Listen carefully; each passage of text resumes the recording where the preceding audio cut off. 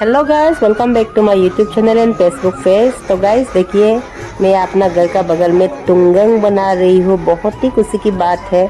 बहुत सालों से सोचा है कि तुंगंग बनाओ, तुंगंग बनाओ। मेरा बच्चा लोग बाहर में जाके कभी कभी दूसरा का घर में जाता है ना, हम लोग ऐसे सोशल विजिट के लिए, तो वो दोनों तुंगंग दिखाई दिया तो हमेशा सुबह शाम जिद करती है कि तुंगंग एक बना दो, एक बना दो, जंपिंग मारने के लिए, खेलने के लिए, ऐसा बोल के। तो मैंने भी सोचा ये वेकेशन में ये प्रोजेक्ट रहेगा तुंगंग बनाने का, तो लगा दिया। मेरा सत्ता ससुर बुआ तीनों का तीनों बनाने में लग गया।